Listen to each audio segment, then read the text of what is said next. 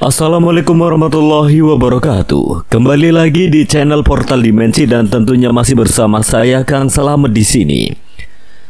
Kali ini Kang Selamet akan membawakan kisah yang berjudul Menolak Percaya Mereka Ada. Gunung Selamet tidak pernah ingkar janji. Cerita ini ditulis oleh Alin Ambarwati dan sebelum kita masuk ke ceritanya, buat kalian yang belum subscribe channel ini, tekan tombol subscribe-nya terlebih dahulu dan tekan tombol notifikasinya agar kalian tidak ketinggalan cerita terbaru dari Portal Dimensi. Gak usah berlama-lama lagi, langsung saja kita masuk ke ceritanya. Menolak percaya mereka ada. Gunung Selamet tidak pernah ingkar janji.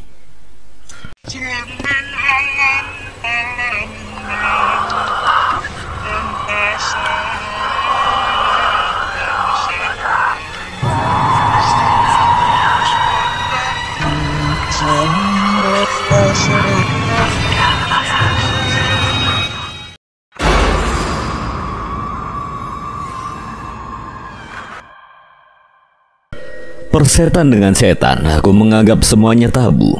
Tidak ada hal gaib di dunia ini. Adapun jika ada orang yang terus bersuat tentang hal-hal gaib, aku menganggap semua yang terucap dari mulutnya itu hanya omong kosong. Memang ada yang satu pandangan denganku, ada pula yang tidak. Namun aku tetap memegang teguh pendirianku bahwa mereka tidak benar-benar ada. Hanya prasangka buruklah yang membawa mereka masuk ke dalam alam bawah sadar tanpa disadari oleh manusianya sendiri. Bukankah sebuah ucapan butuh pembuktian? Pikirku kala itu. Hingga pada akhirnya aku pun memutuskan untuk mencari tempat untuk membuktikan bahwa apa yang aku ucapkan dan aku pikirkan adalah hal benar. Sependek yang aku tahu, gunung begitu dekat dengan hal yang menurut pandangan orang berbau mistis. Aku harus bisa pergi mendaki ke atas sana untuk membuktikan bahwa mereka benar-benar ada. Namaku Lesmana, pemuda 20 tahun yang sedang menyibukkan diri dengan pencarian jati diri. Menjadi anak tertua dari dua bersaudara menjadikanku memiliki sifat keras kepala dan tidak mudah mendengarkan apa yang diucapkan orang lain. Sebab aku memiliki pandangan bahwa yang tahu perihal hidupku adalah diriku sendiri. Mendaki merupakan hal asing bagiku. Sepanjang aku hidup, aku tidak pernah menjamah gunung sama sekali. Meski demikian, aku masuk dalam circle pertemanan yang hampir semuanya gemar melakukan pendakian. Tak jarang kawan-kawanku kerap membicarakan perihal mistis yang mereka alami ketika berada di atas ketinggian. Ada yang sempat bercerita melihat kuntilanak lah, melihat makhluk hitam tinggi besar. Bahkan ada yang sempat terjebak di pasar setan dan perkampungan siluman saat berada di gunung. Rasanya sangat sulit untuk menerima apa yang mereka ceritakan, sebab semuanya terkesan tidak masuk akal. Mana ada pasar di atas ketinggian? Apa mungkin ada perkampungan siluman? Rasanya mustahil. Seperti apa sih wujud-wujud makhluk gaib yang sering membuat mereka takut? Bukankah manusia makhluk paling sempurna dan derajatnya berada di atas makhluk-makhluk yang mereka takuti? Pertanyaan-pertanyaan semacam itu terus saja muncul di dalam pikiranku hingga membuat aku semakin tak percaya jika mereka benar-benar ada. Meski demikian, aku harus tetap membuktikannya, bukan? Aku pun kemudian menghubungi karib dekatku, Nares. Aku ingin mengajaknya untuk naik gunung yang paling dekat dengan tempat tinggal kami dan paling mungkin dijamah dalam waktu dekat. Aku langsung mendatangi rumah Nares yang jaraknya hanya 3 rumah dari tempatku. Aku mengajaknya untuk naik lusa nanti. Nares sempat syok dengan ajakanku yang begitu mendadak. Terlebih lagi aku selalu menolak jika Nares mengajakku naik ke beberapa gunung di Pulau Jawa. Kesambet setan apa kamu, nak? Kok tiba-tiba? Ah, sial. Aku cuma mau mastiin apa yang menjadi prinsipku, Res. Makin kesini makin gusar. Sebab banyak yang menganggap prinsipku itu kolot dan tidak berdasar. Jangan diambil pusing lah. Tetap aja aku harus bisa buktiin ke mereka. Kalau ternyata saat di atas sana kamu justru mendapatkan kenyataan yang berbeda, gimana? Maksud kamu? Nares kemudian menjelaskan padaku jika apa yang terjadi nantinya tidak sesuai dengan apa yang aku pikirkan, apa yang akan aku lakukan. Ucapan Nares ada benarnya juga. Sejauh ini aku tak berpikir sejauh itu, sebab aku terlalu yakin dengan apa yang aku pikirkan dan aku tidak berpikir hal lain. Aku kemudian mencoba untuk meyakinkan diriku sendiri bahwa apa yang akan terjadi pasti sesuai dengan apa yang aku pikirkan. Lantas mereka justru menasihatiku bahwa apa yang terjadi terkadang tidak sesuai dengan apa yang sudah direncanakan. Hidup memang semisteri itu, ucap Nares padaku. Meskipun Nares terus berusaha untuk memberikanku pandangan-pandangan berbeda, namun ia tetap begitu baik dan tidak keberatan untuk menemaniku naik ke gunung. Selain itu juga ia ingin aku membuka mata dan pikiranku, sebab Nares memiliki pandangan yang bertolak belakang denganku, di mana Nares benar-benar percaya jika mereka dalam tanda kutip makhluk gaib benar-benar ada. Karena aku karib yang baik, aku akan temani kamu naik, nak. Beneran, Res? Iya. Terlepas dari tujuan kamu yang menurutku tidak masuk akal, aku hanya ingin bantu kamu menuntaskan apa yang seharusnya kamu tuntaskan, nak. Lagi pula kamu gak ada pengalaman naik, sementara aku beberapa kali naik gunung. Aku jauh lebih paham dibanding kamu, jadi aku bakal bantu kamu deh. Aku benar-benar bersyukur meskipun cara pandang aku dan Nares sangat bertolak belakang. Namun ia tak segan untuk membantuku menuntaskan apa yang ingin aku tuntaskan sedari awal. Akhirnya kami pun memutuskan untuk naik lusa nanti. Sebelum itu aku lebih dulu berbelanja logistik yang akan dibawa untuk bekal naik nanti. Kami memutuskan untuk naik ke Gunung Slamet via Permadi. Gunung Slamet menjadi gunung tertinggi di Jawa Tengah. Selain itu juga Gunung Slamet mengandung banyak misteri yang cukup menantang, ucap Nares saat itu. Sementara aku berbelanja, Nares pun pergi ke tempat peminjaman perlengkapan pendakian seperti tenda dan kawan-kawan lainnya.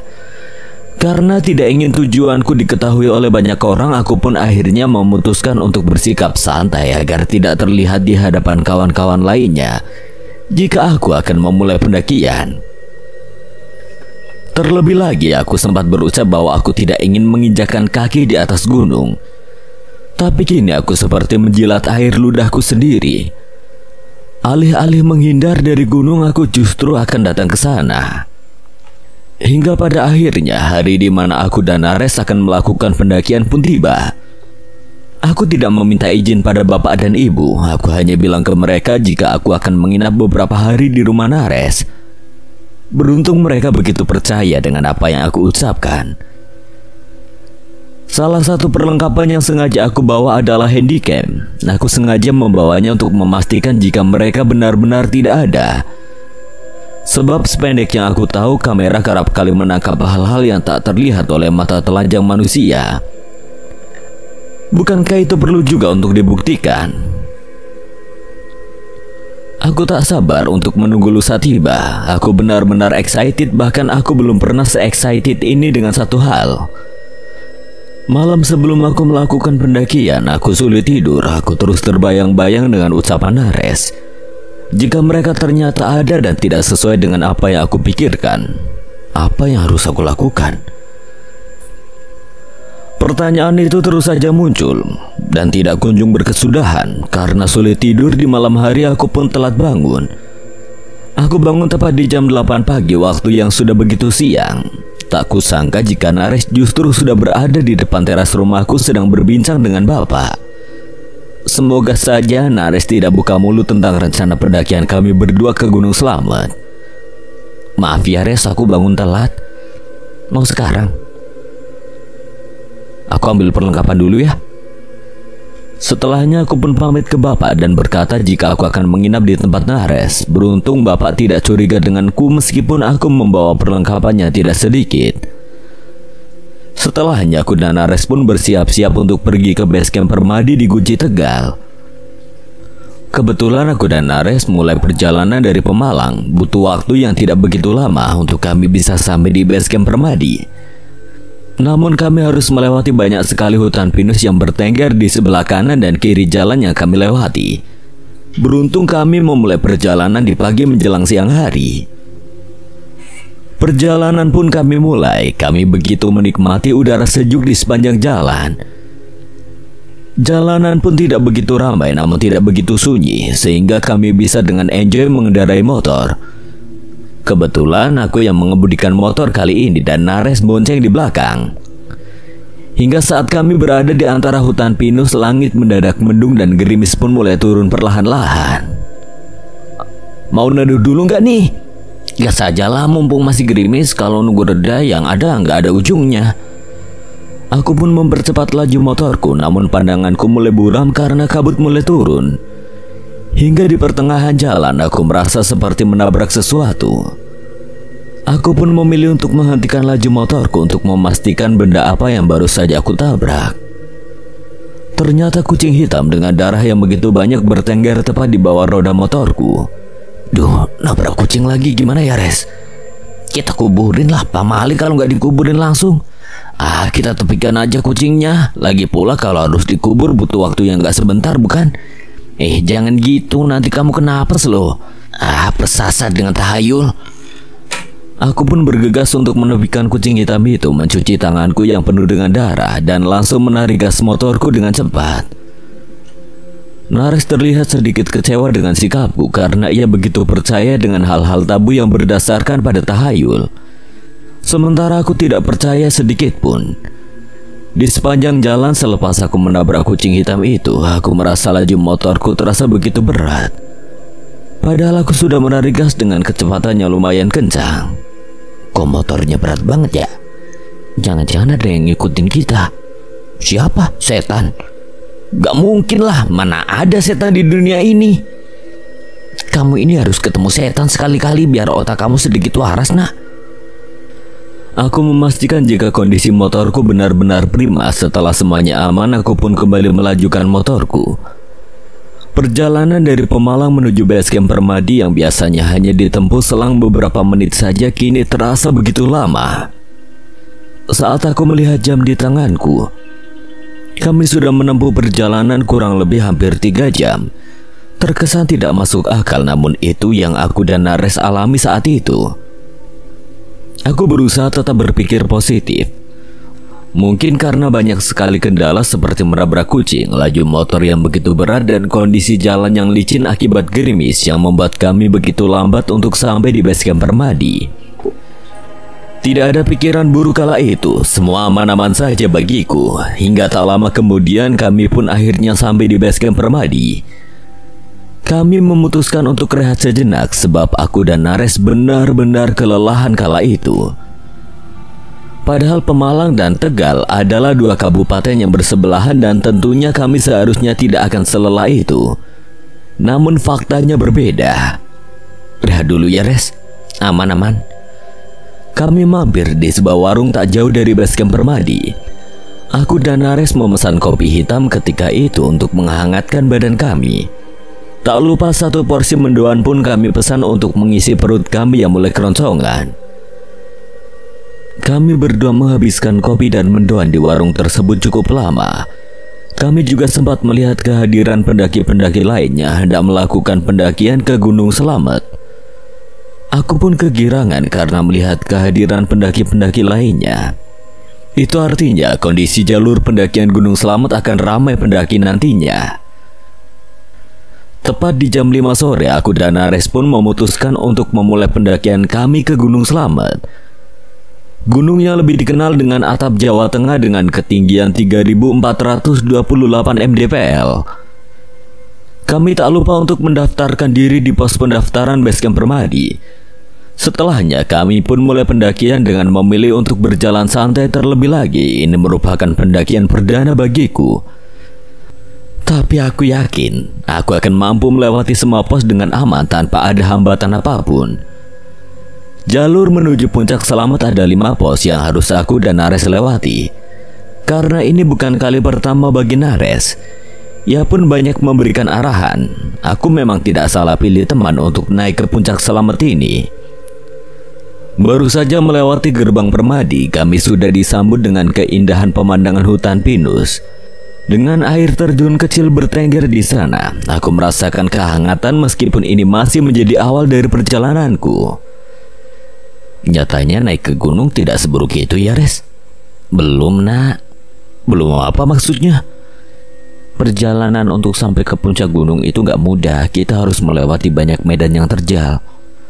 Terkadang kondisi cuaca ekstrim seperti badai ataupun angin kencang datang. Terkadang juga kita harus berhadapan dengan hewan-hewan buas yang ada di gunung. Apalagi gunung kan begitu lekat dengan aroma mistisnya, nak. Nanti kamu akan tahu banyak hal setelah naik.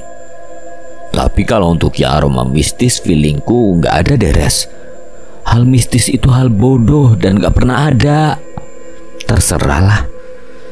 Aku tidak heran jika Nares kesal dengan sikapku, sebab aku memang cukup keras kepala dan Nares tahu akan hal itu. Tujuan kami yang pertama adalah pos 1. Perjalanan dari base camp menuju pos 1 kurang lebih akan ditempuh selama 2 jam, jika tidak ada hambatan yang berarti. Di sini aku berjumpa dengan banyak pendaki lain. Mereka berjalan cepat dan kami tidak lupa untuk saling sapa satu sama lain.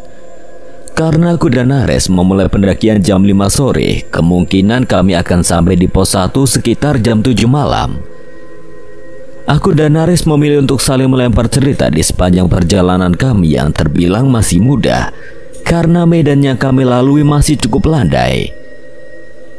Di tengah perjalanan tiba-tiba saja aku mencium bau melati yang begitu pekat, bahkan aroma itu beririsan dengan aroma bunga kantil. Aku tahu betul kedua aroma itu. Aku pun kemudian mencoba untuk memastikannya kepada Nares. Res, bau melati sama bunga kantil gak sih? Nares pun mencoba untuk mengendus-endus. Benar saja, Nares pun mencium aroma yang sama seperti yang aku cium. Iya loh, aromanya pekat banget lagi.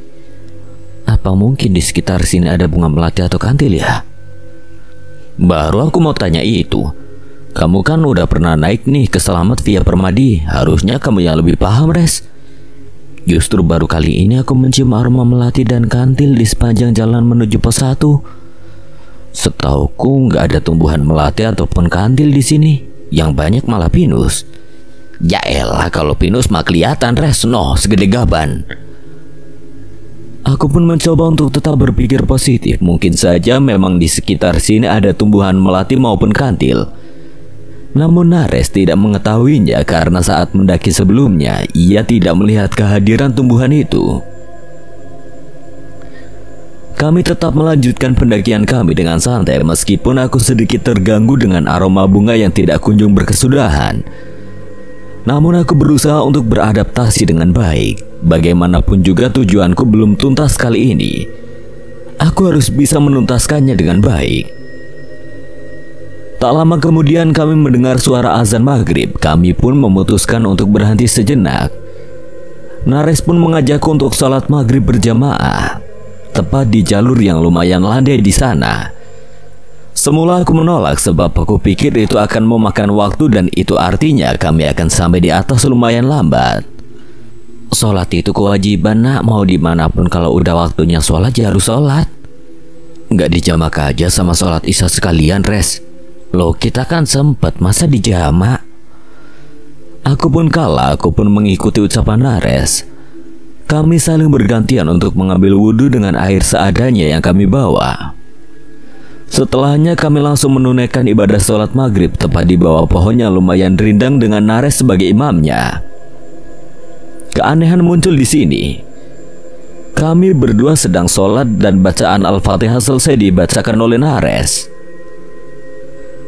Ada banyak suara yang menyerukan kata amin, padahal jelas-jelas kami hanya berdua saja di tempat itu. Jujur ini kali pertama aku merinding tak karuan. Bagaimana tidak jika saat ini hanya aku yang menjadi makmum Nares? Itu artinya hanya ada satu suara amin yang keluar, yaitu dari mulutku, namun kenyataannya lain. Aku jelas-jelas mendengar ada banyak sekali orang menyerukan kata yang sama di waktu yang bersamaan. Sholatku tak khusyuk setelahnya meskipun Nares tetap begitu khidmat saat menjadi imam sholat maghrib kala itu. Setelah selesai aku langsung mendekat ke arah Nares untuk memastikan semuanya. Kamu dengar suara itu bukan? Nyampaikan aja. Bilang kalau aku salah dengar, Res. Kamu gak salah dengar, nak.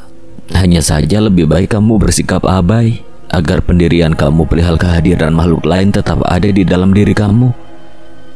Aku pun lantas menarik nafas panjang dan mencoba melihat ke arah kanan dan kiri untuk mengamati kondisi sekitar.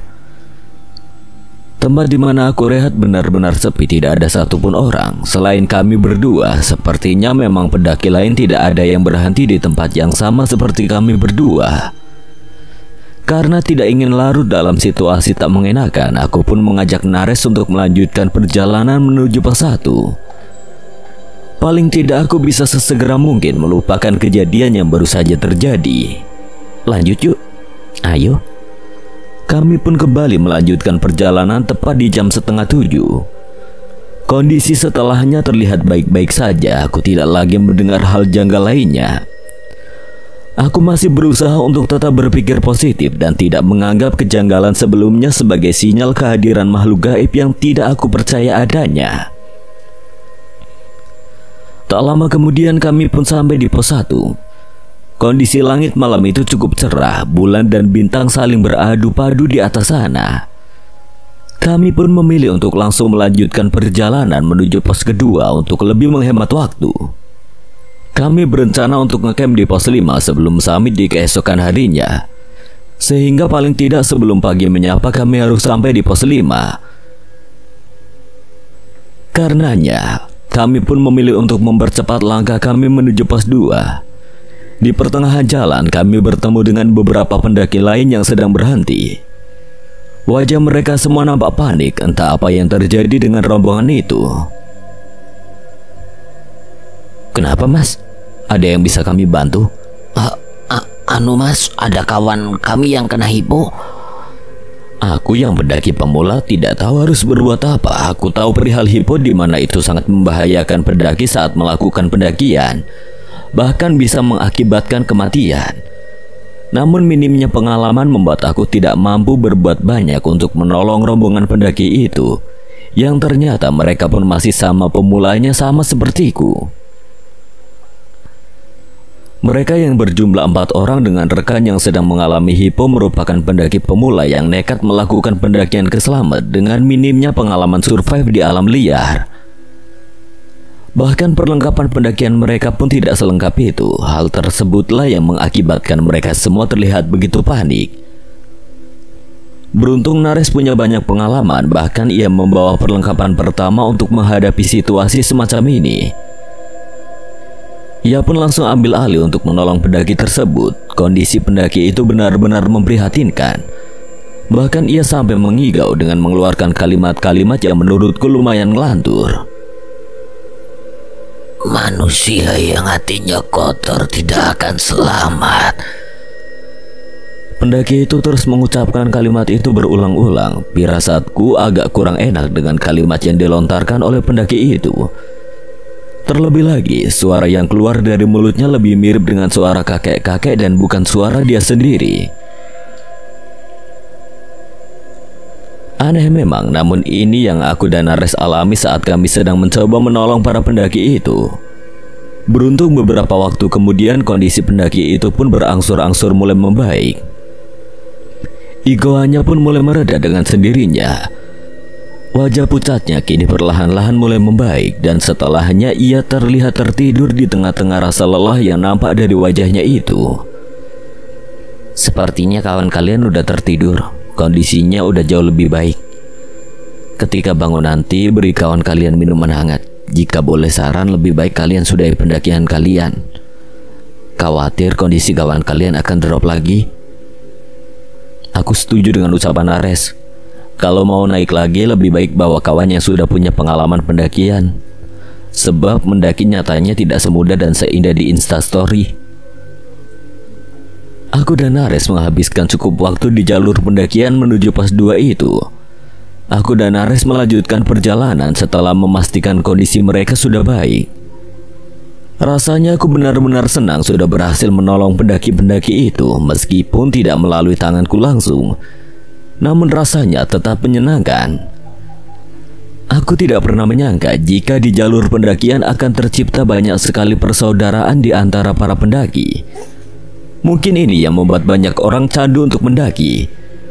Meskipun perasaanku lega, namun kalimat yang dilontarkan oleh pendaki yang terkena hipo tersebut berhasil merasuk ke dalam pikiranku. Apa mungkin kalimat tersebut adalah sebuah pertanda? Atau mungkin hanya ucapan ngelantur semata? Rasanya ada sesuatu di balik ucapan itu. Terlebih lagi nada suara yang keluar benar-benar mirip dengan suara kakek-kakek. Apa mungkin pendaki itu justru dirasuki oleh makhluk gaib? Rasanya tidak mungkin. Apanya yang tidak mungkin? Enggak, bukan apa-apa. Yakin? Wajah kamu lu gak bisa bohong. Kepikiran ucapan pendaki itu. Bagaimana Nares bisa tahu aku sedang memikirkan ucapan pendaki itu? Apa jangan-jangan Nares bisa baca pikiran orang? Rasanya tidak mungkin. Aku cukup mengenal Nares dan dia tidak punya kelebihan itu. Mungkin wajahku memang benar-benar menyeratkan semuanya. Lebih baik aku lontarkan saja keresahanku daripada aku terus bertanya-tanya sendirian. Aku pun kemudian membuka obrolan dengan Nares perihal keresahanku. Perihal ucapan pendaki itu yang membawa-bawa manusia kotor. Rasanya ada yang janggal dari ucapan itu. Namun aku sendiri tidak mampu untuk mencerna begitu saja. Semua bisa saja terjadi di sini. Hal yang kamu pikir tabu atau tidak masuk akal terkadang justru datang begitu saja. Ucapan pendaki itu ada benarnya juga. Kita sebagai manusia memang harus memiliki hati yang bersih, bukan? Tidak salah aku berkawan dengan Nares. Memang sebijak itu. Aku dibuatnya berpikir logis dengan segala kenyataan yang ada. Meskipun aku tidak begitu percaya dengan hal gaib, namun makna dari kalimat yang dilontarkan oleh pendaki itu nyatanya ada. Terlepas itu benar-benar ucapan yang keluar dari dirinya secara real atau justru ada sosok lain yang melekat di dalam tubuhnya. Paling tidak maknanya begitu dalam dan pantas untuk dijadikan sebagai pegangan. Aku berharap aku tidak termasuk ke dalam golongan manusia-manusia yang celaka. Hati-hati lo nak. Bukankah pikiran kamu juga sedang diselimuti ketidakpercayaan dengan kehadiran makhluk gaib? Sama aja pikiran kamu sedang tidak bersih itu. Jangan gitu aku tidak percaya karena memang mereka tidak ada, Res. Iya, si paling menolak percaya mereka ada. Aku lantas berpikir apa mungkin prasangka dan pikiranku ini keliru. Rasanya tidak mungkin. Aku harus bisa membuktikan jika mereka benar-benar tidak ada. Karena terlalu banyak hal absurd yang terjadi padaku malam itu, aku sampai lupa untuk mengabadikan perjalananku dengan handycam yang sudah aku bawa. Aku kemudian bergegas untuk mengeluarkannya dan mulai mengambil gambar. Tidak lupa aku membuat video diriku ala-ala mini vlog. Tentu hal tersebut cukup menyenangkan meskipun dengan keterbatasan cahaya di malam itu. Aku mencoba untuk mengarahkan kameraku ke arah kanan dan juga ke arah kiri tiap jalur yang aku dan Nares lewati. Semuanya hutan, pohon demi pohon besar bertengger begitu kokoh. Tidak ada kejanggalan yang terekam di kameraku. Gimana? Dapat gambar menarik gak? Belum nih, masih aman-aman aja sejauh ini. Nanti di depan coba sorot ke atas, siapa tahu mereka di atas. Paling juga cuma burung hantu yang di atas tuh. Coba aja. Ucapan Nares seakan-akan mengisyaratkan hal aneh yang akan terjadi di depan hingga ia memintaku untuk mengambil gambar ke arah atas. Namun tidak ada salahnya jika aku mencoba mengikuti apa yang diucapkan oleh Nares. Aku pun mulai mengarahkan kameraku ke arah atas. Benar saja, hanya burung hantu yang berhasil ditangkap oleh kameraku. Meski demikian aku merasa ada yang janggal dari tatapan burung hantu itu. Entah ini hanya perasaanku saja atau benar-benar ada yang janggal di atas sana. Coba deh kamu yang ambil gambar, Res. Loh, kenapa? Ada yang aneh di atas. Tatapan burung hantu itu terlihat aneh, Res. Nares pun kemudian meraih kamera di tanganku dan ia mulai menyorot ke arah atas. Tempat di mana burung hantu berwarna abu itu bertengger di dahan pohon yang terlihat begitu kokoh. Gak ada yang aneh kok. Coba perhatiin lagi. Nares pun mengikuti ucapanku dan ia bergegas untuk kembali memperhatikan posisi burung hantu itu. Benar saja, Nares melihat bayangan putih tepat di belakang burung hantu berwarna abu itu. Astagfirullah. Loh, kenapa? Aku bergegas mengambil kamera itu dari tangan Nares. Aku langsung mengarahkan ke tempat di mana burung hantu itu bertengger. Namun aku tidak melihat apapun. Tidak ada bayangan yang diceritakan oleh Nares. Gak ada apa-apa kok, cuma burung hantu. Gak ada bayangan apapun. Coba putar kembali rekamannya. Nanti aja lah pas sudah rehat. Tapi jangan nyesel ya. Sebenarnya apa yang dilihat oleh Nares? Apa mungkin Nares melihat hal janggal? Jika benar, mengapa aku tidak melihat apa yang dilihat oleh Nares? Sudahlah. Persetan dengan hal itu, aku tetap akan melihatnya nanti. Jika aku lihat sekarang, khawatir konsentrasiku terpecah. Wajah Nares mulai tidak biasa-biasa saja setelah ia melihat hal janggal yang tertangkap oleh kameraku. Aku pun lantas mulai melempar beberapa pertanyaan ke Nares perihal apa yang dipercayainya, yaitu kehadiran mereka yang menurutnya benar-benar ada dan beririsan dengan kehidupan manusia. Kamu ngeliat mereka, Res? Meski ini bukan kali pertama bagiku, namun tetap aja melihat mereka membuat bulu kuduku berdiri begitu aja. Kamu sepercaya itu mereka ada? Gak ada alasan untuk aku tidak percaya, nak.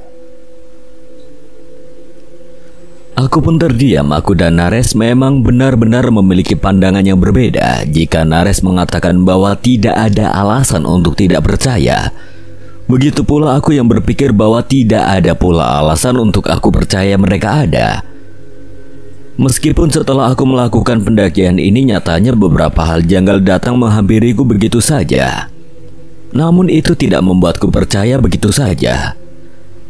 Kami berdua pun tetap melanjutkan perjalanan dan berusaha untuk mengubah obrolan kami ke hal-hal lain yang tidak ada hubungannya dengan gambar yang baru saja terekam di kameraku. Pengalaman paling buruk selama pendakian yang pernah kamu alami apa, Res? Melihat kawanku mati tepat di hadapanku, nak. Karena hipo? Bukan. Lalu? Jatuh ke dasar jurang karena lalai.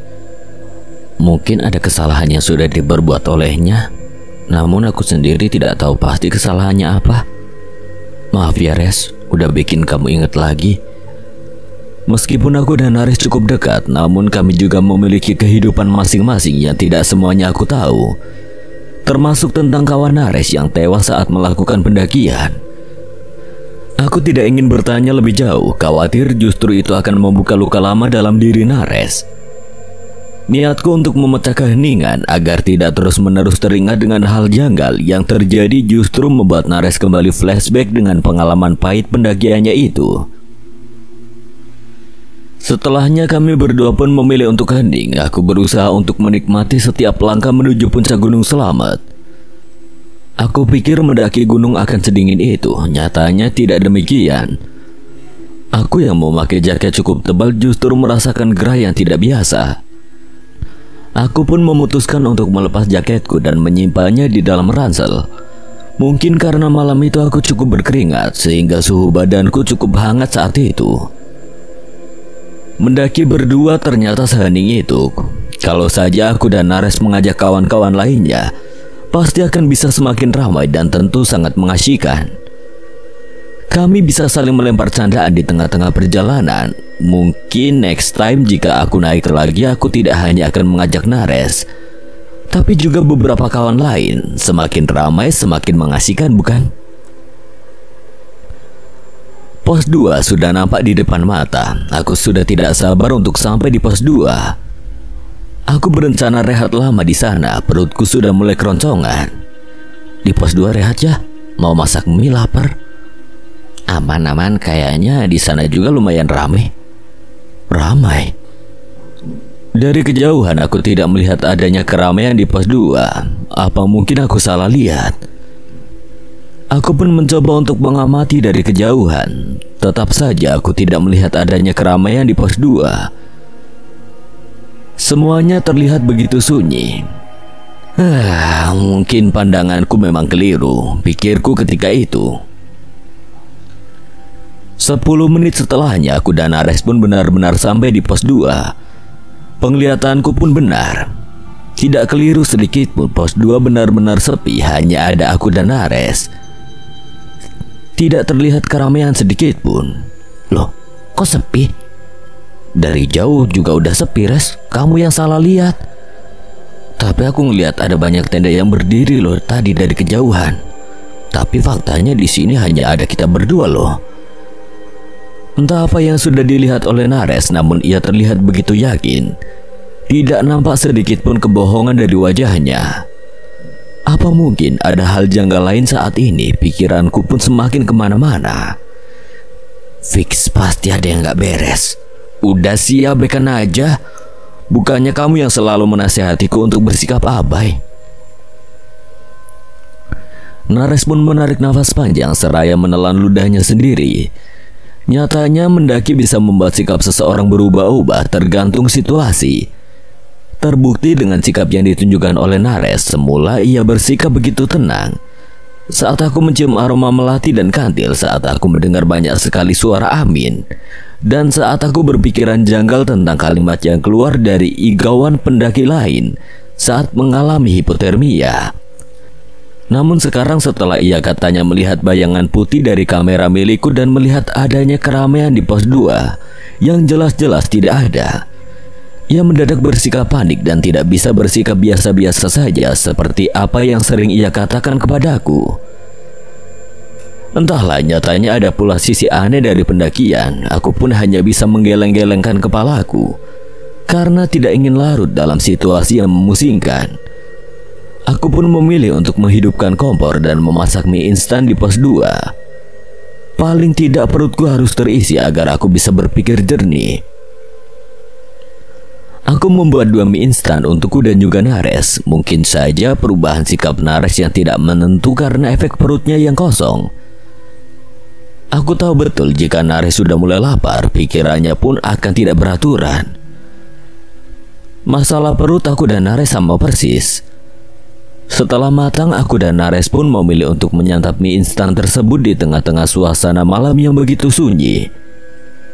Di tengah-tengah santapan kami, aku mendengar ada langkah kaki yang terdengar begitu lirih.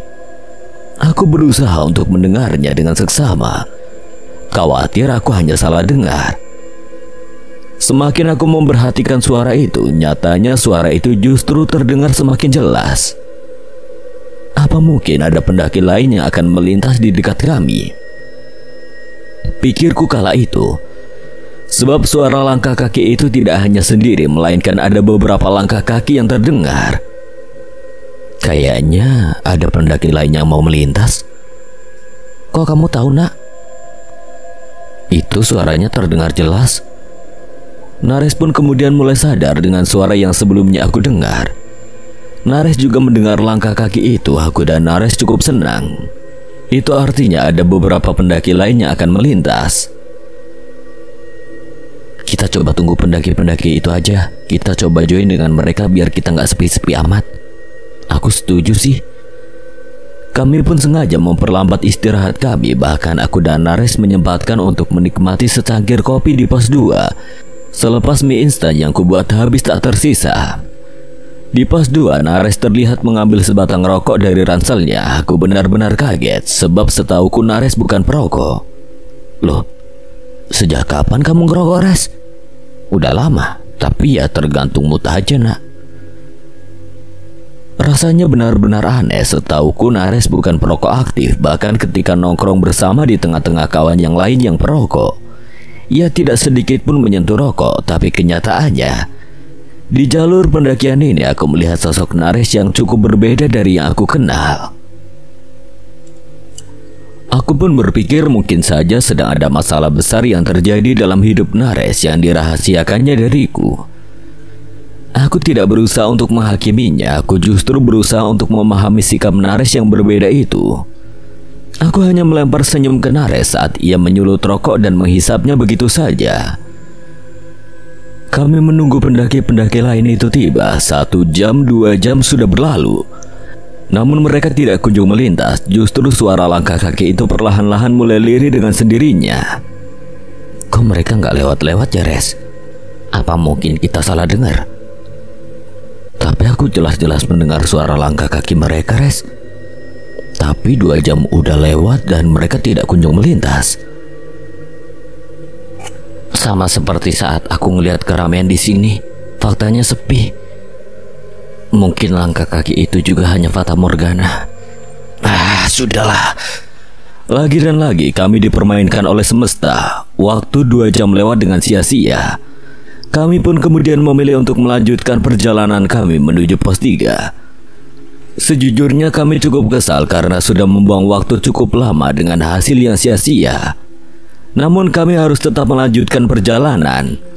Kami pun akhirnya sampai di pos 3 di waktu yang sudah begitu larut. Kami sampai tepat di jam 11 malam. Padahal rencana kami semula ingin sampai di pos 5 paling tidak di jam 1 malam. Namun ternyata jam 11 malam kami baru sampai di pos 3. Karena sebelumnya kami sudah cukup lama berhenti, kami pun memilih untuk melanjutkan perjalanan kami menuju pos 4 tanpa jeda istirahat di pos 3. Semoga saja 2 pos lainnya bisa digapai sesegera mungkin. Saat itu kondisi jalur pendakian Gunung Selamet benar-benar sunyi dan terasa begitu lembab. Kami belum melihat kehadiran pendaki-pendaki lainnya. Kala itu angin berhembus begitu kuat. Perlahan gerimis pun mulai datang. Aku dan Nares cukup panik ketika itu. Kami pikir hujan tidak akan turun karena sebelumnya kondisi langit begitu cerah, bahkan bulan dan bintang pun saling bertautan. Nyatanya lagi dan lagi semesta begitu banyak menyimpan misteri. Duh, gimana ini, Res? Mau neduh aja kita? Lanjut jalan dulu aja, nanti kalau hujan semakin lebat kita bangun tenda untuk berteduh. Ternyata baru beberapa menit kami melanjutkan perjalanan, hujan turun semakin lebat. Akhirnya tidak ada pilihan lain selain berhenti dan mencari tempat yang cukup landai untuk mendirikan tenda. Kami berdua berkejaran dengan waktu. Kami langsung membuka tenda di dalam ransel dan memasangnya dengan segera. Setelahnya kami pun langsung masuk ke dalam tenda dan berteduh di dalamnya. Jam berapa sekarang, Res? Kenapa emang? Mau mastiin aja.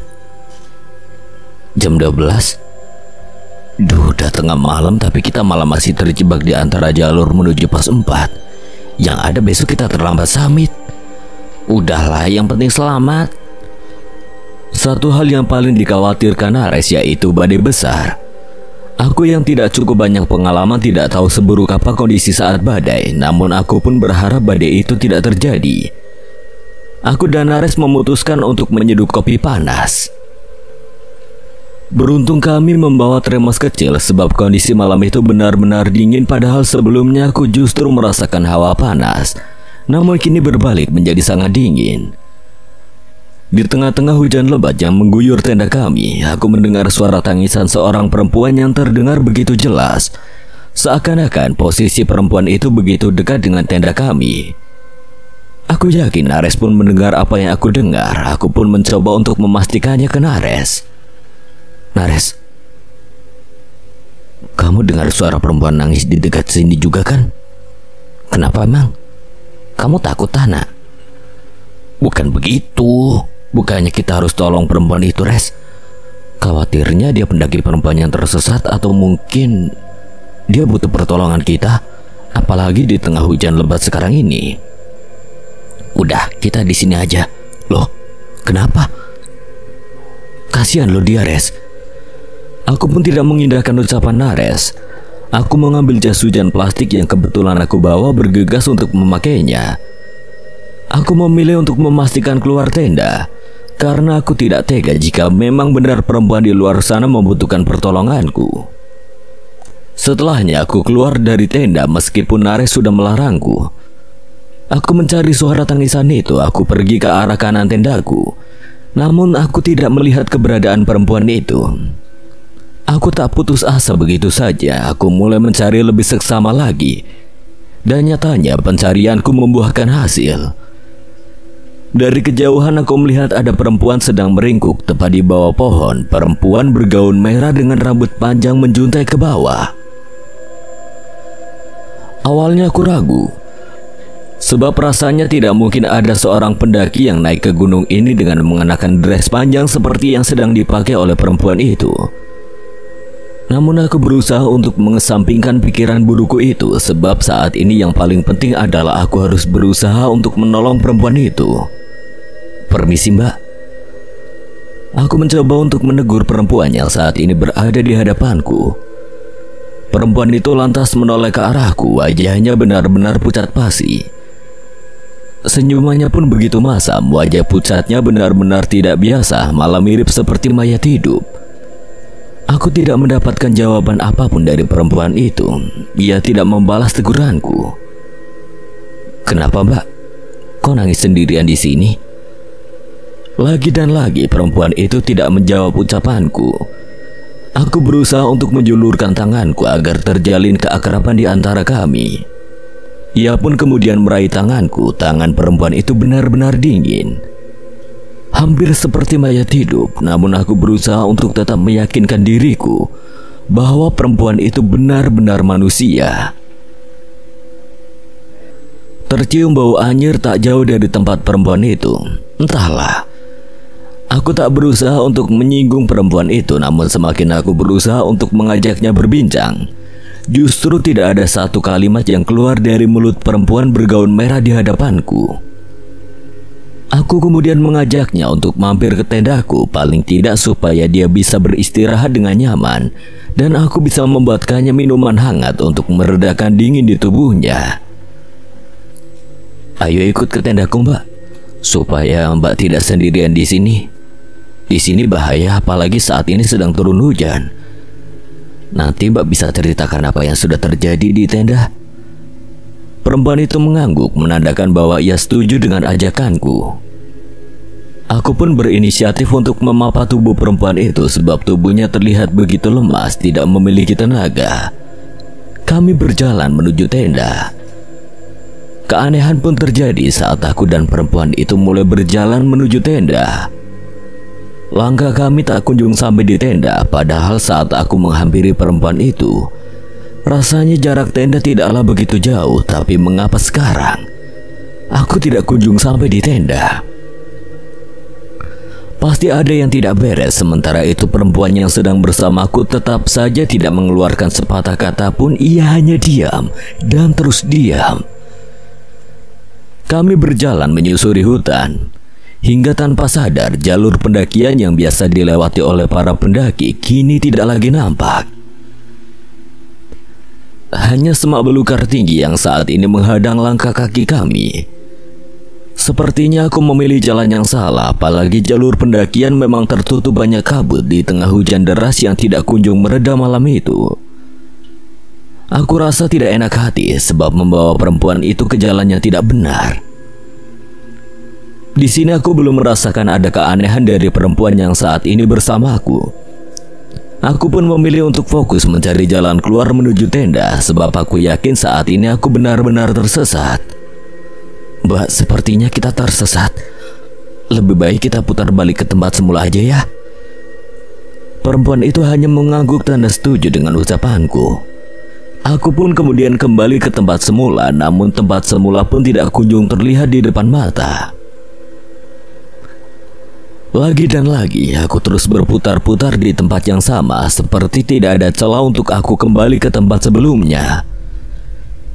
Aku memilih untuk mengikuti jejak langkah kakiku sebelumnya, namun anehnya aku hanya melihat jejak sepatuku saja dan tidak melihat jejak kaki orang lain selain jejak langkahku.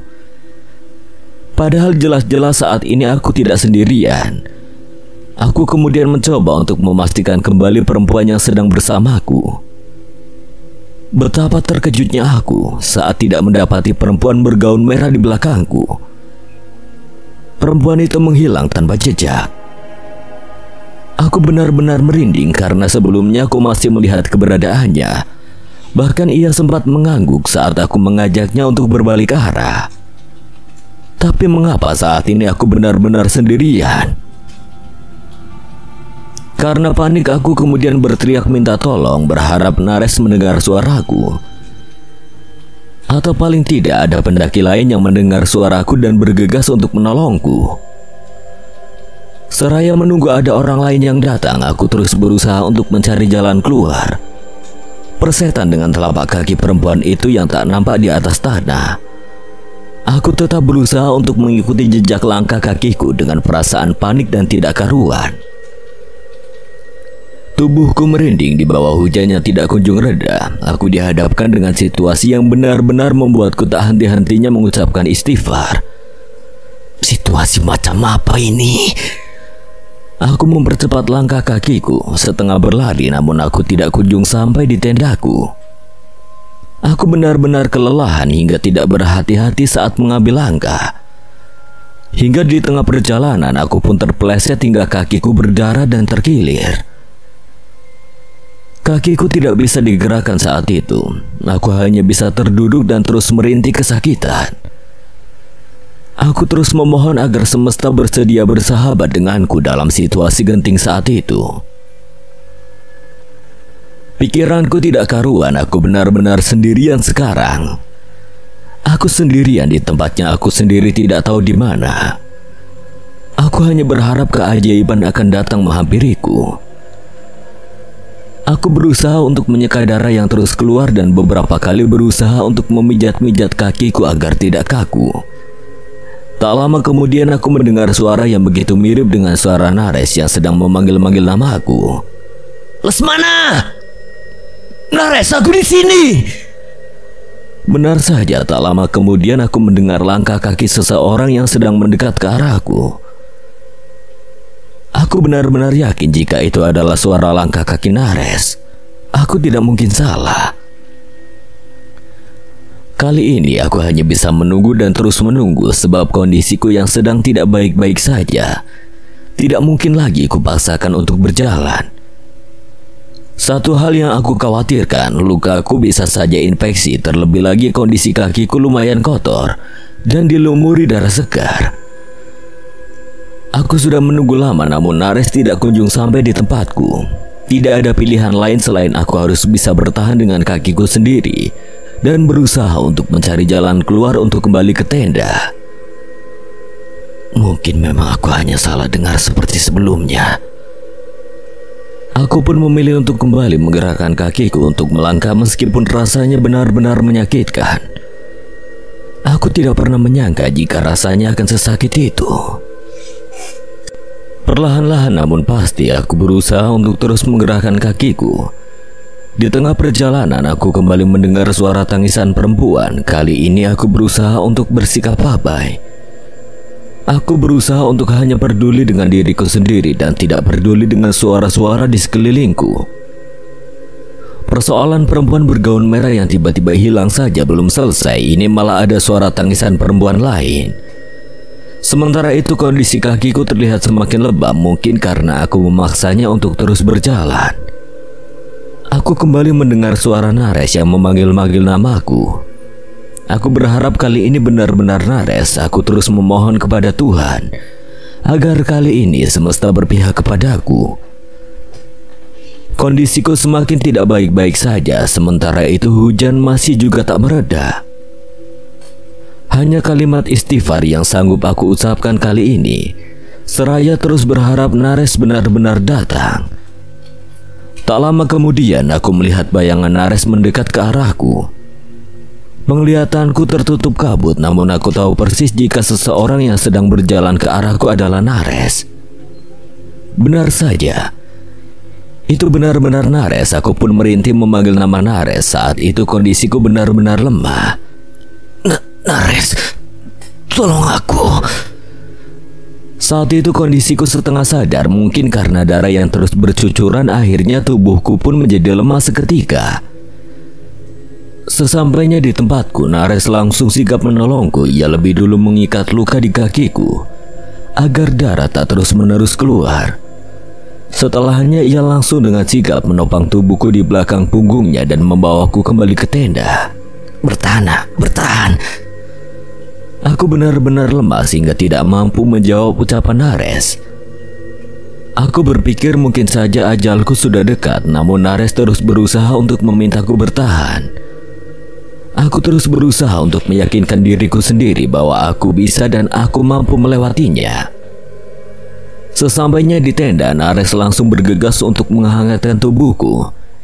Ia khawatir aku terkena hipotermia, terlebih lagi di tengah kondisi hujan yang tidak kunjung mereda. Aku hanya bisa tertidur lemas di dalam tenda, sementara itu Nares membuatkan minuman hangat untuk menghangatkan tubuhku. Minum susu hangat ini dan coba tertidur sejenak. Tenaga kamu harus segera dipulihkan, nak. Aku pun hanya bisa mengangguk tanda setuju dengan apa yang dikatakan oleh Nares. Setelah meminum susu hangat yang dibuat oleh Nares, aku langsung berusaha untuk memejamkan mataku dan tertidur setelahnya.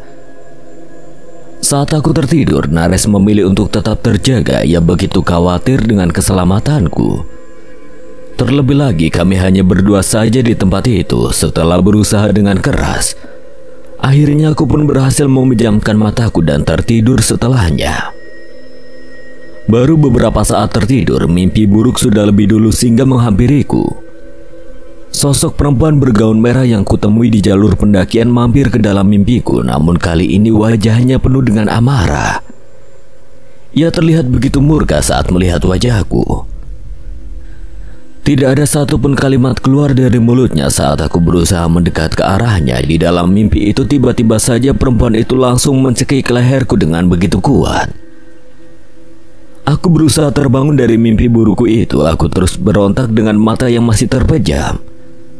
Aku terus mengigau mengeluarkan kalimat minta tolong, hingga lagi dan lagi Nareslah yang menolongku. Ia berusaha untuk membawaku lepas dari mimpi kelam itu dan alhamdulillah berhasil. Saat terbangun aku benar-benar kaget, napasku tidak beraturan. Keringat pun mengucur tidak berkesudahan.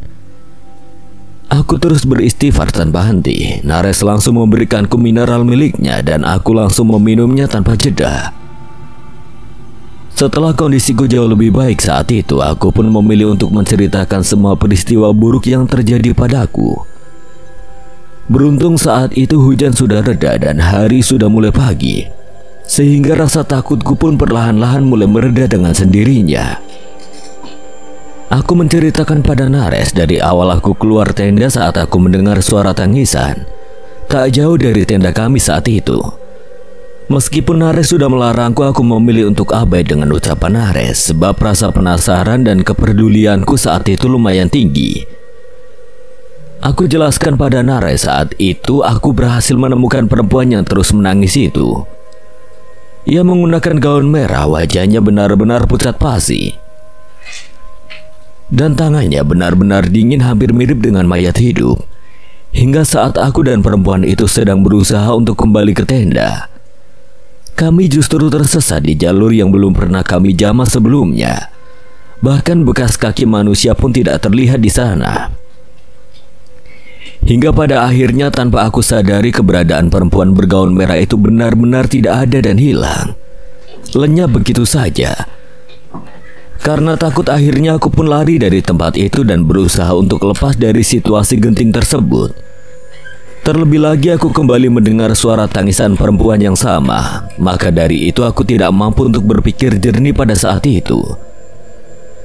Setelah menceritakan semua hal yang aku alami pada Nares, perasaanku jauh lebih tenang sekarang. Sejak awal aku udah feeling gak enak, nak, tapi kamu gak mau dengar dengan apa yang aku ucapkan sedikit pun. Makanya itu aku benar-benar minta maaf, Res. Aku benar-benar menyesal. Setelahnya Nares pun menjelaskan padaku tentang segala kemungkinan yang terjadi padaku.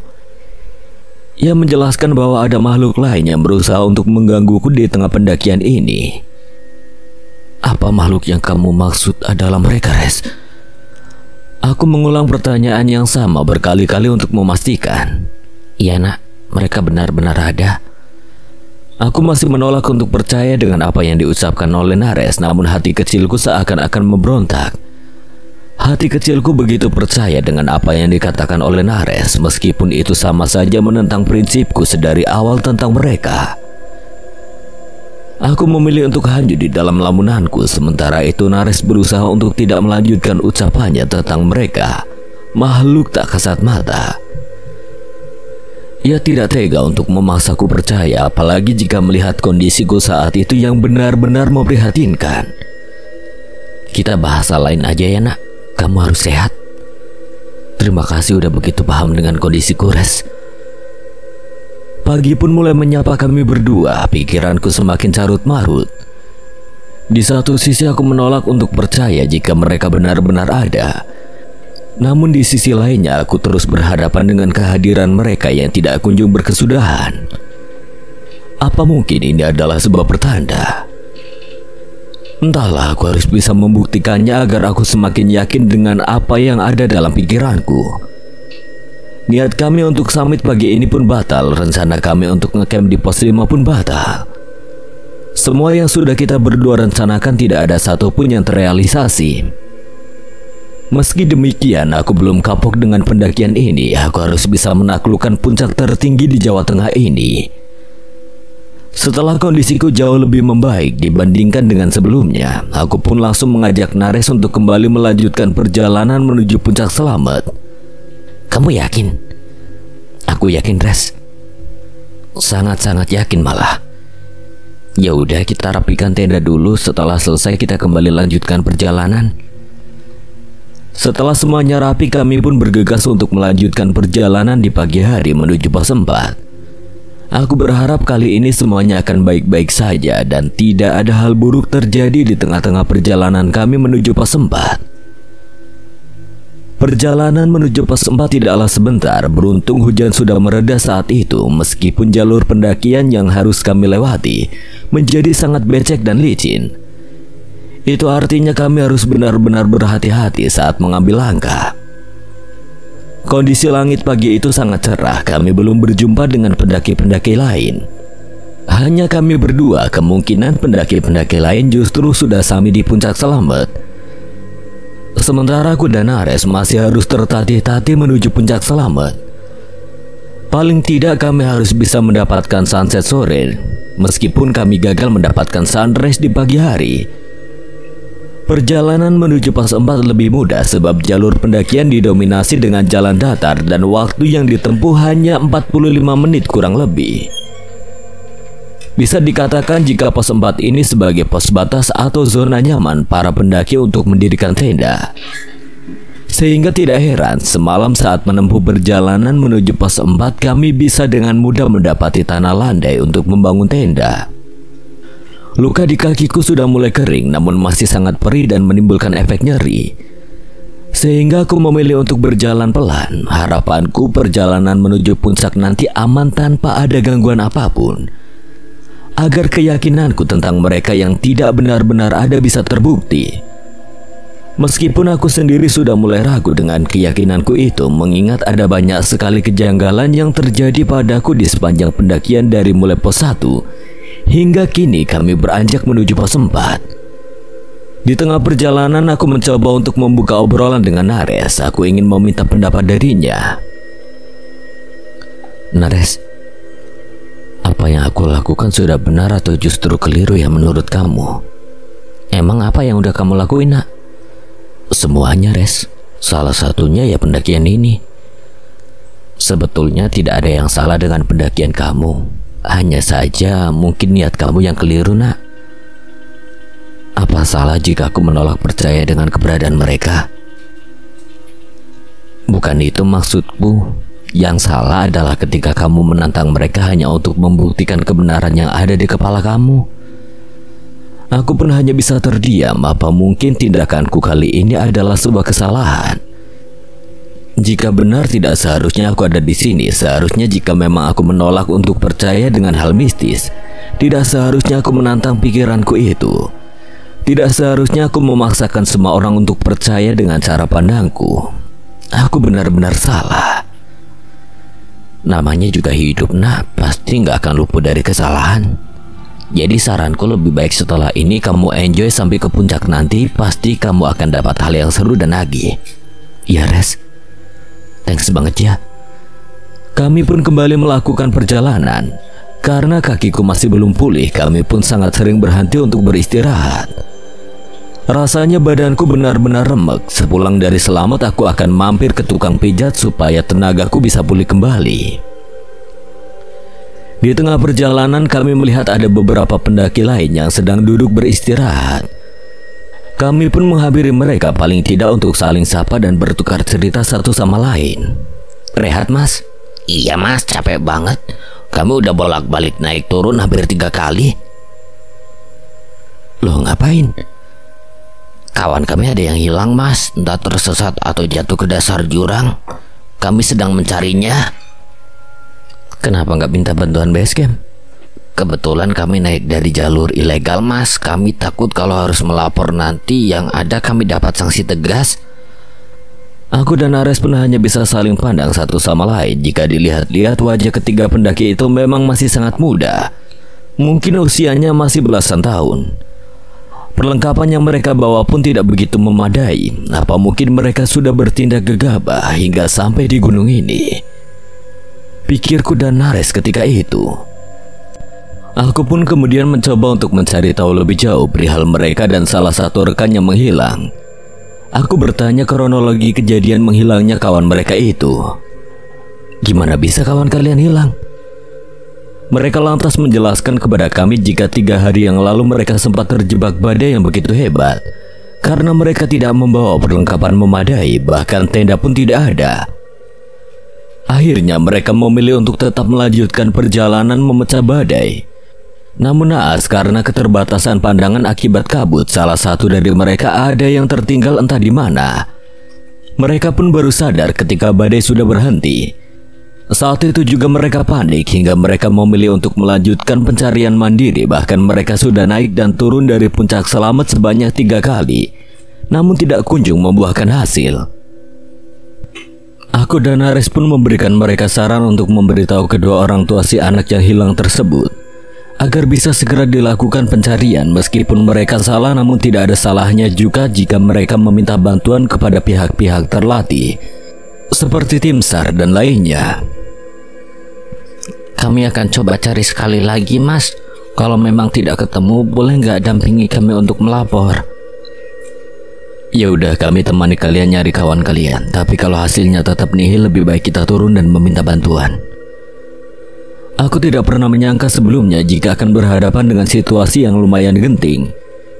Ini pendakian pertamaku, namun pendakian ini benar-benar memberikanku banyak sekali pembelajaran hidup. Aku dan Ares pun kemudian membersamai 3 pendaki remaja ini untuk kembali naik ke pos 4 dan melanjutkan ke pos 5 hingga sampai di puncak Gunung Selamat.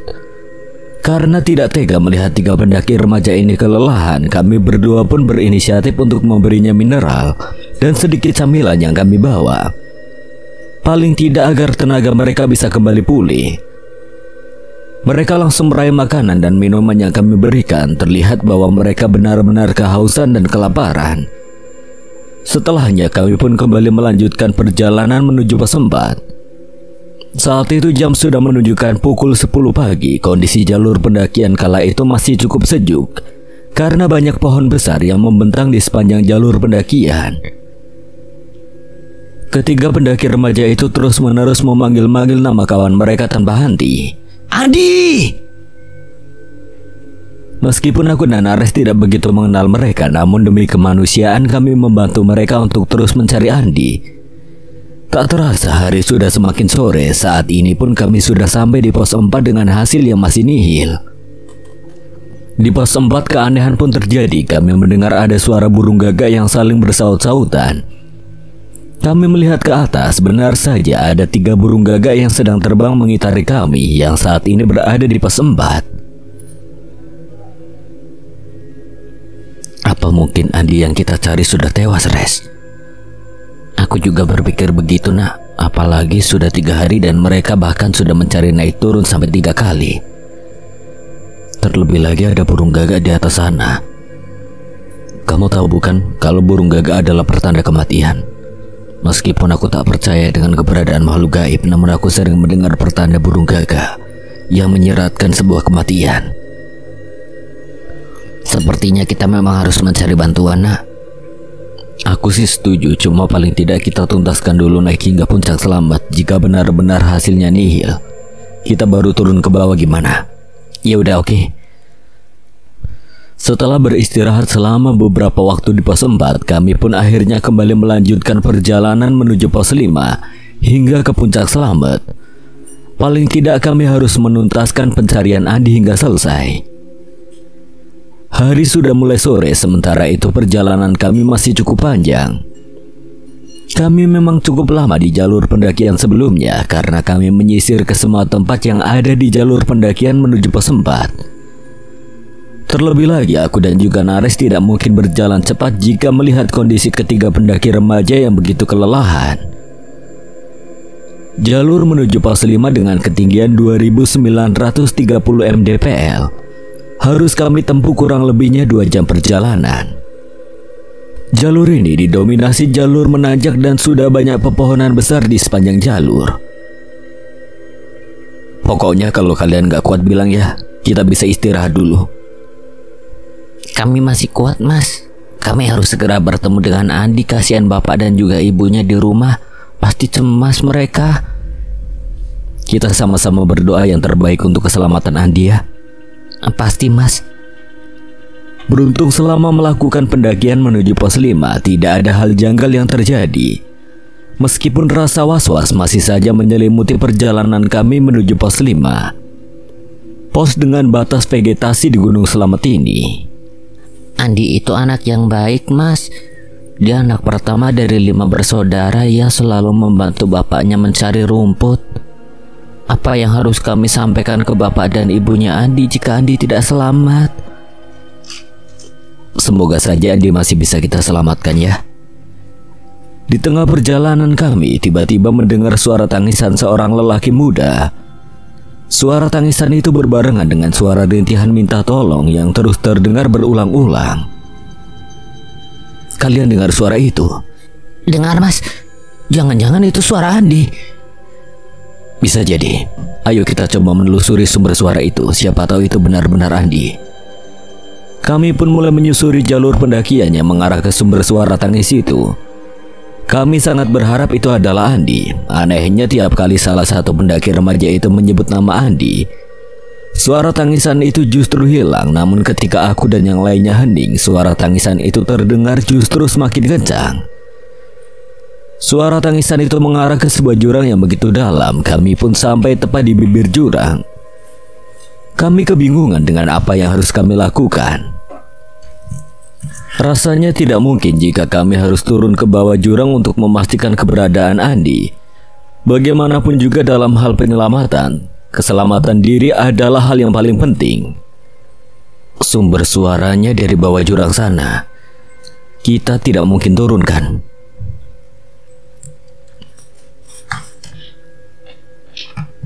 Kita harus turun, Mas. Gak mungkin kita biarkan Andi seorang diri di bawah sana. Kalau nyatanya suara itu bukan suara Andi gimana? Kalian jangan membahayakan diri kalian sendiri. Benar kata Lesmana. Kalian jangan bahayakan diri kalian sendiri. Kita harus mencari bantuan. Aku dan Nares berusaha untuk menasihati ketiganya, namun mereka semua sepertinya tidak mengindahkan ucapan kami. Mereka semua tetap ingin turun ke dasar jurang, padahal jelas-jelas itu sangat membahayakan. Yang ada nanti mereka semua justru tidak akan selamat. Tidak lama kemudian kami justru mencium aroma anyir, seperti aroma darah yang mulai membusuk tak jauh dari tempat kami berdiri. Aroma itu benar-benar pekat hingga membuatku mual tak karuan. Aku pun mual-mual terus-menerus. Kenapa, nak? Mual banget sumpah. Nares pun dengan sigap menghampiriku. Ia kemudian memberikanku minyak angin untuk meredakan mual di perutku. Nares pun mencium aroma anyir sama sepertiku, hanya saja ia tidak sesensitif diriku sehingga wajar ia tidak sampai mual-mual tak karuan. Saat kondisiku mulai membaik, kami pun kembali fokus untuk melihat situasi di dekat jurang. Namun anehnya kami tidak lagi melihat ketiga pendaki remaja itu. Tanpa sadar ketiganya menghilang tanpa jejak saat aku dan Nares fokus dengan rasa mual yang menderaku. Loh, mereka kemana, Res? Perasaan tadi mereka ada di bibir jurang. Apa mungkin mereka nekat turun ke dasar jurang, Res? Nggak mungkin, jurangnya terlalu dalam untuk mereka lewati. Tapi mereka ngilang cepet banget. Ayo kita coba cari mereka dulu. Kami bergegas untuk mencari tiga pendaki remaja itu. Bagaimanapun juga kami sampai di sini bareng-bareng dan sebelumnya kami sudah berjanji untuk membantu mereka menemukan Andi. Jadi rasanya hilangnya pendaki remaja itu pun menjadi tanggung jawabku dan juga Nares. Kami berusaha untuk mencari ke semua titik. Kami pun menyusuri jalan menuju pos 5. Khawatir mereka sudah jalan lebih dulu menuju pos 5. Hari sudah mulai larut. Kami pun sudah mulai kesulitan memilih jalur yang tepat. Gimana nih Res? Coba cari sampai ke pos 5 aja. Ayo kita coba, barangkali memang mereka naik lebih dulu. Tapi kalau nggak ada gimana? Kita coba turun dan cari bantuan di base camp. Kami pun sepakat untuk fokus mencari ketiga pendaki remaja itu. Kami mulai menyusuri jalur menuju pos 5. Semoga hujan tidak lagi turun malam ini. Perlahan-lahan aroma anyir itu pun mulai hilang dengan sendirinya. Kini puncak sudah tidak lagi menjadi tujuan kami. Aku pun sudah tidak fokus dengan tujuan utamaku, yaitu membuktikan apa yang menjadi prinsipku sedari awal. Kali ini tujuan kami adalah perihal kemanusiaan. Setelah lelah berjalan, kami pun akhirnya sampai di pos 5. Namun lagi dan lagi, kami tidak melihat keberadaan ketiga pendaki remaja itu. Justru pos 5 benar-benar sepi dan tidak ada satupun tenda yang bertengger di sana. Kosong Res, apa kita turun aja? Lihat dulu bentar, capek banget nah. Kami pun memilih untuk berhenti sejenak di pos 5. Hari sudah semakin larut kala itu. Kami memilih untuk membuat mie instan di sana sebab perut sudah tidak mampu lagi kami kondisikan. Rasanya benar-benar lapar. Setelah semua selesai, kami pun akhirnya memutuskan untuk kembali ke base camp meski puncak selamat bisa kami capai sebentar lagi. Kami khawatir ketiga remaja itu benar-benar nekat turun ke jurang untuk mencari Andi karib mereka. Jika benar mereka nekat, itu artinya mereka pun dalam kondisi yang cukup membahayakan. Kami mulai untuk melakukan perjalanan turun menuju base camp Permadi dari pos 5. Kami memilih untuk mempercepat langkah kami agar sebelum pagi datang kami sudah sampai di base camp. Paling tidak agar tim SAR bisa segera melakukan pencarian atas hilangnya 4 pendaki remaja, yang mana 3 di antaranya sempat bertemu denganku dan juga Nares. Tidak ada kejanggalan yang berarti selama aku dan Nares menempuh perjalanan turun menuju base camp.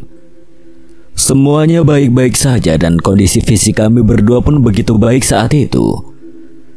Di sepanjang perjalanan turun barulah kami bertemu dengan beberapa pendaki lain yang sedang naik menuju puncak selamat. Satu persatu dari pendaki itu aku tanyakan perihal 3 pendaki remaja yang kami temui. Aku sebutkan ciri-ciri ketiganya kepada tiap orang yang kami temui. Namun pendaki yang kami temui tidak ada satupun yang pernah bertemu dengan pendaki remaja yang aku maksud. Hingga pada akhirnya kami pun berhasil sampai di base camp Permadi. Aku dan Nares bergegas untuk mencari bantuan ke base camp. Namun betapa terkejutnya aku ketika melihat flyer pengumumannya ada di base camp tentang kematian beberapa pendaki, terpampang nama, umur, dan foto beberapa pendaki itu. Betapa terkejutnya aku dan Nares ketika mendapati foto-foto yang terpampang di papan pengumuman adalah wajah-wajah pendaki remaja yang sebelumnya kami temui di atas. Pengumuman perihal kematian para pendaki itu benar-benar nyata adanya. Aku benar-benar tidak percaya. Aku pun mencoba untuk memastikannya kembali. Setelah aku amati dengan seksama, wajah mereka memang sama persis dengan pendaki remaja yang kami bantu di atas. Aku benar-benar syok setelahnya. Kenapa Mas? Ada apa? Remaja yang di foto itu benar-benar sudah tewas Mas. Benar Mas. Kurang lebih sejak 3 hari yang lalu. Aku dan Nares pun hanya bisa saling tatap satu sama lain sebab kami benar-benar kaget dengan kenyataan yang terjadi. Jika wajah ketiganya terpampang di papan pengumuman perihal kematian, lalu siapa 3 remaja yang kami temui dan kami bantu sebelumnya? Apa mungkin itu arwah ketiganya yang belum bisa tenang? Karena penasaran, aku pun mencoba untuk menanyakan banyak hal kepada petugas base camp. Petugas base camp pun kemudian menceritakan apa yang sebetulnya terjadi. Mereka menceritakan bahwa 3 hari lalu ada salah seorang pendaki yang melapor pada kami. Pendaki itu menyebut dirinya Andi yang melapor bahwa mereka telah melakukan pendakian melalui jalur ilegal. Saat melakukan pendakian, mereka berempat mengalami kecelakaan dan jatuh sampai ke dasar jurang. Entah apa yang membuat mereka sampai berakhir di dasar jurang. Si Andi berhasil menyelamatkan diri karena dia tersangkut di dahan pohon yang lumayan besar dan dia berhasil survive. Karena ia sangat mengkhawatirkan kawan-kawan lainnya, ia pun melapor kepada petugas dan meminta untuk dikirimkan tim SAR ke titik jatuhnya mereka berempat. Tak lama kemudian, ketiga kawan Andi yang lainnya berhasil dievakuasi, namun kondisi mereka sudah tewas di tempat. Sementara itu Andi saat ini sedang dirawat di rumah sakit untuk perawatan tulang kakinya yang patah. Dan ketiga pendaki lainnya sudah selesai dikebumikan beberapa hari yang lalu selepas proses autopsi selesai dituntaskan. Setelah mendengar cerita dari petugas base camp, aku hanya bisa terdiam 1000 bahasa. Itu artinya ketiga pendaki remaja yang kami temui di atas bukanlah manusia, melainkan arwah dari para pendaki yang tewas mengenaskan. Mungkin mereka masih terperangkap di Gunung Selamat karena mereka masih mengkhawatirkan kondisi Andi yang tidak lagi membersamai mereka bertiga. Sejak saat itu, pandanganku yang menolak percaya mereka ada benar-benar sirna. Aku tertampar begitu saja, nyatanya mereka benar-benar ada meskipun tidak serta-merta terlihat oleh mata manusia. Aku dan Nares hanya bisa menelan ludah saat itu. Kami baru saja mengalami kejadian tak mengenakan yang benar-benar membuat kami berdua syok tak karuan. Ada apa dengan mereka memangnya, Mas? Tanya petugas base camp kepada kami. Bukan apa-apa, Mas. Kami izin pamit. Aku dan Nares tidak ingin memperpanjang masalah. Biarkan peristiwa mengerikan itu hanya diketahui olehku dan juga Nares tanpa perlu melibatkan orang lain. Tanpa berpikir panjang, kami pun memilih untuk pulang dengan segera. Kami langsung mengambil motor yang sebelumnya sudah kami parkirkan di salah satu warung di sana. Setelahnya kami pun memilih untuk kembali ke Pemalang. Aku dan Nares benar-benar tidak habis pikir jika pendakian kami kali ini menyeratkan banyak sekali persoalan. Namun terlepas dari banyaknya kejanggalan yang menghampiriku, aku dan Nares tetap berusaha untuk bersikap baik-baik saja. Sejak saat itu aku memutuskan untuk tidak lagi melakukan pendakian ke gunung manapun. Namun sejak saat itu pula aku menjadi percaya bahwa mereka benar-benar ada, terlepas apapun itu bentuknya. Aku sadar bahwa pandanganku selama ini benar-benar salah dan sangat amat keliru. Aku banyak belajar dari apa yang terjadi padaku saat aku menjamah Gunung Selamat ketika itu. Sekian. Dan terima kasih buat Alin Ambarwati yang telah mengizinkan saya membawakan ceritanya. Apabila ada kesalahan atau kekurangan, Kang Selamat memohon maaf sebesar-besarnya. Dan akhir kata, Kang Selamat pamit undur diri. Wassalamualaikum warahmatullahi wabarakatuh. Sampai berjumpa lagi.